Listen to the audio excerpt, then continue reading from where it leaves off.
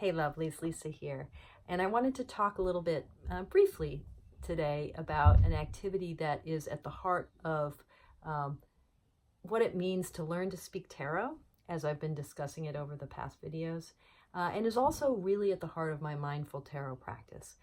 So lately I've been coming to think about this activity, and I've described it in different ways in other videos, but I've come to think about this activity as calibration.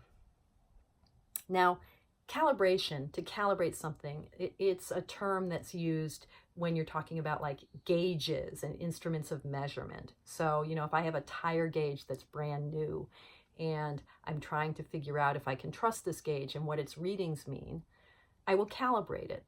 And I might do that in a very, systematic way, or I might do it a little bit more informally. But to calibrate the brand new tire gauge, I might measure my tires with a gauge that I really trust. Like I might go to the gas station and see, what the reading on their professional gauge tells me about the air in my tires. And then measure my tires with my new gauge, and see how the measurements here compare to the gauge that I really trust, the standard.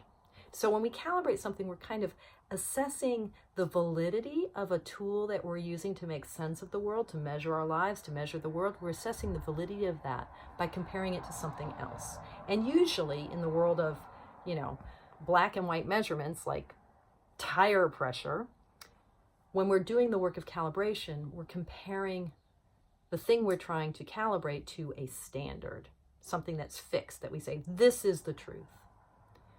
Now, in making sense of the world through the tarot, there simply isn't going to be some fixed and eternal standard of meaning, because precisely when we're learning to speak tarot, we're trying to figure out how me, this being here, uses any given deck to find meaning, to explore the nuances of life, to find my way, to create more of a sense of abundance, or uncover more of a sense of abundance, to discover ease, to discover answers. Although I don't look to tarot for answers personally, I look to the tarot to give me growth-inspiring questions. But whatever our work is with the tarot, it's not like black and white tire pressure type work, right? Even for those of us who are looking for yes, no answers, it's just the tarot is a living language, like English or French or Spanish. It's a tool to make sense of the world. And making sense is just never black and white. It's shades of gray.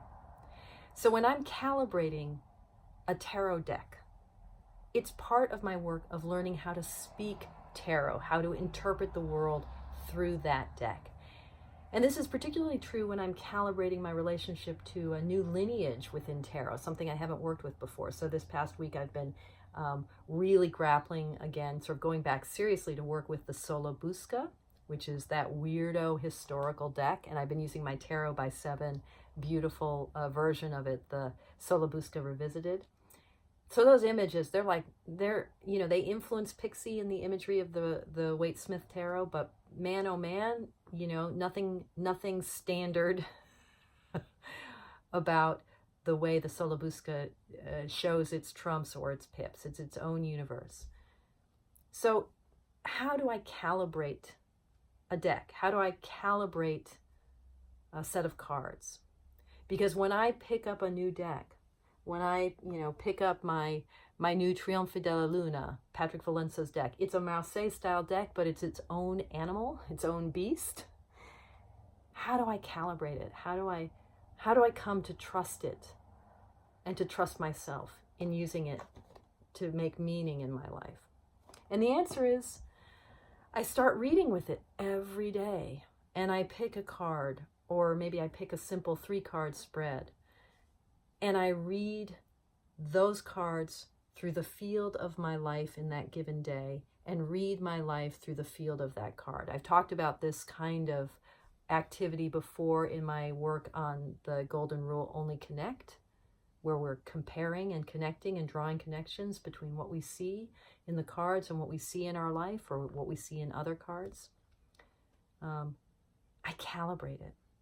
So I've been working with playing cards right now, and I've been every morning, I've been doing a 3-card draw of playing cards, and typically it's my chariot spread where I pick 1 card and then pick 2 flanking cards. So even though they're 3, the 2 cards on the side are sort of the clarifying right and left, shadow and light aspects of the central card. And then I spend the entire day thinking, okay, how is this an Ace of Hearts day? Now, in that work as well is another connection that I'm making where I'm thinking, oh, the Ace of Hearts, it's like the Ace of Cups. So what do I know about the Ace of Cups?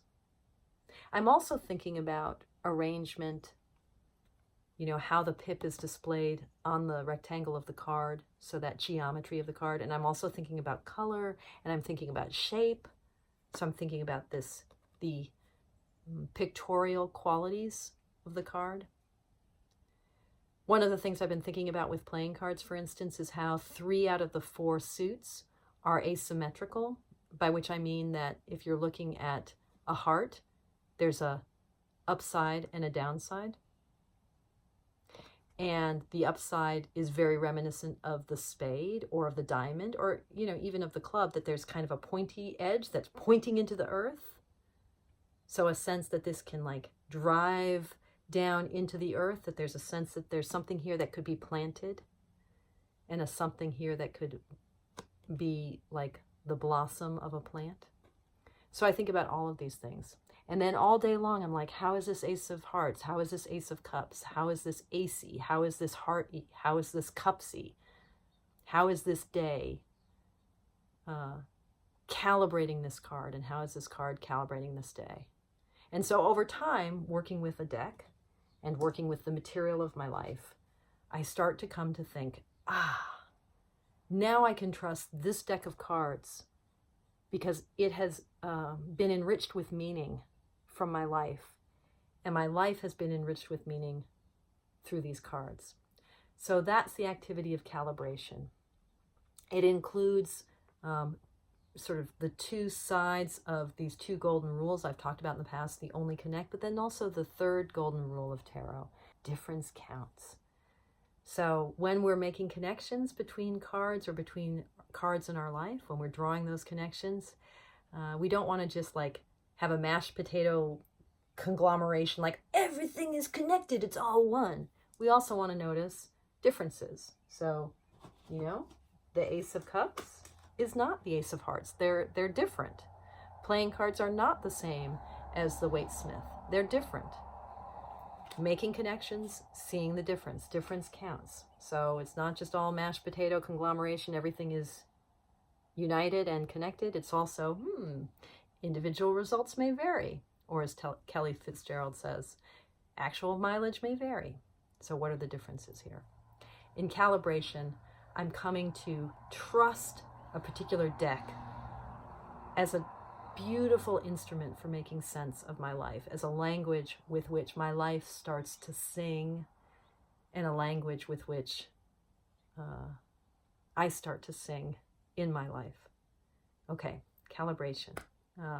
Hopefully that term makes sense. Hopefully the idea is useful. As always, thank you so much for watching, and thank you for your practice.